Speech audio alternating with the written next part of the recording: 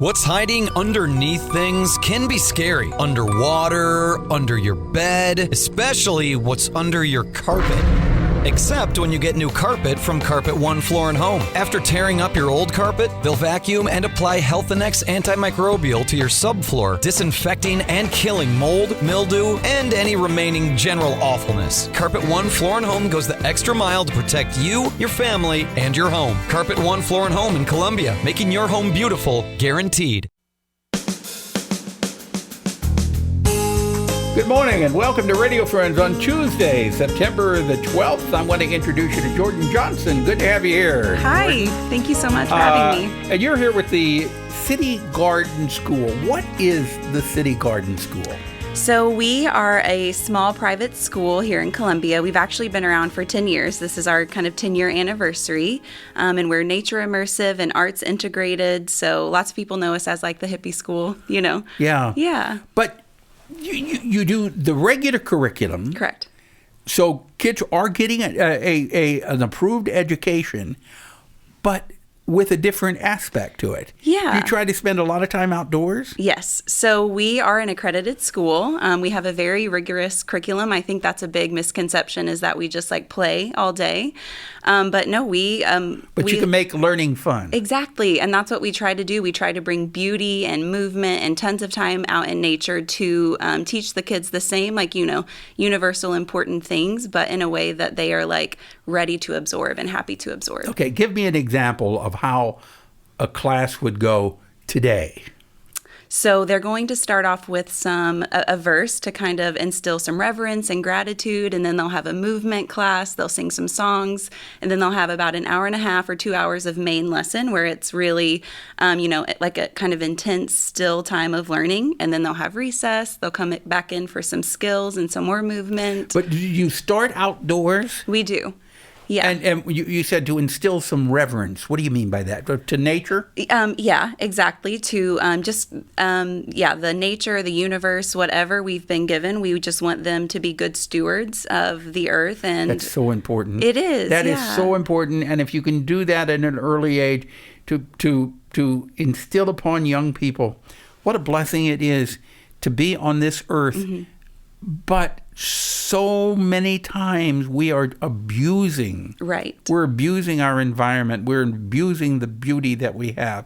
And if you can teach young people at an early age how important it is to take care of that. Right. And I think the piece that we miss sometimes is we expect students or kids to want to protect the earth, but we don't give them a connection to it. So they don't spend time outside or really spend quality time in nature, but we say like, oh, but you must protect the earth. And then they think like, sure, but it's not, like a deep connection that they have if if they're not grounded in that. Okay.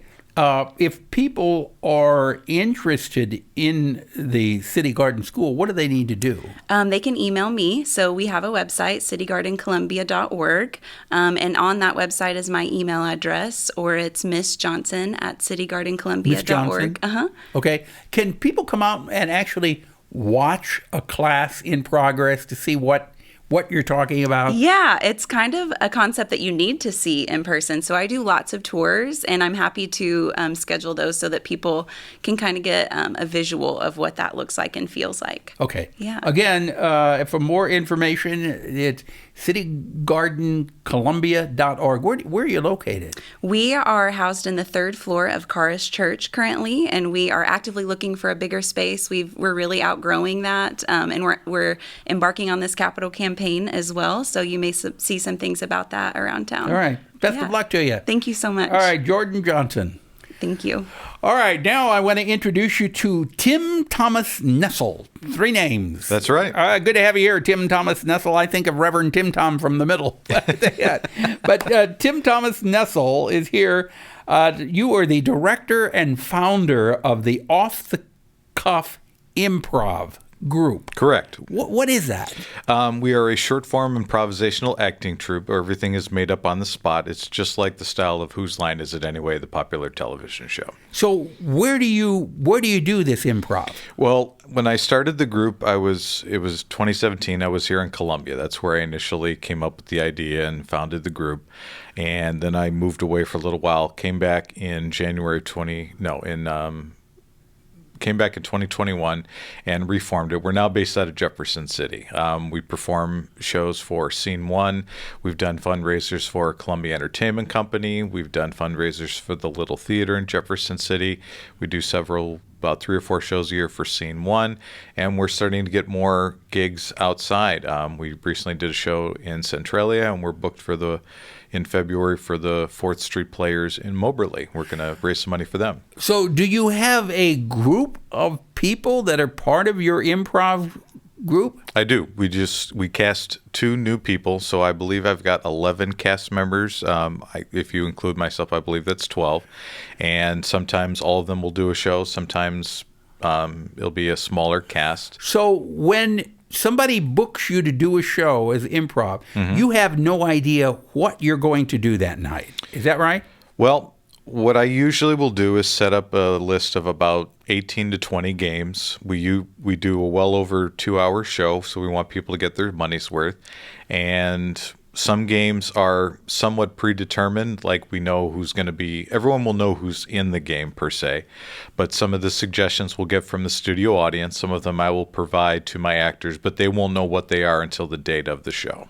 So somebody who comes to your show in the audience, they give you a topic? Correct. And then you have to do improv on it. Right. Is it just one person doing the improv at a time, or is it a whole group of people? Some of our games only have 2 people. Some of them can have as many as 7. We usually start a show with a game called Freeze, where 2 people begin a scene and the rest of the cast is behind them. And they'll get a suggestion from the audience of a relationship per se. Maybe they're steel workers or something. So they're working out and doing various things, and then another actor will yell freeze, and the 2 actors in front freeze in a position. Hopefully they're in some weird pose or something like that, and then one of the other actors will tap them out. They will leave. They will assume the position of the actor that just left, and they start a brand new scene, completely different of the suggestion given from the audience, and it just keeps going like that. Wow. So what kind of response have you had from the audience? Well, we're very fortunate that most of the stuff that we do, we try and do a clean show. So we usually recommend 16 and over. We can get a little racy sometimes, but for the most part, there's no cursing in our show. And we usually get a lot of pleasant response because a lot of the stuff we do sounds easy, but it's more difficult than you think.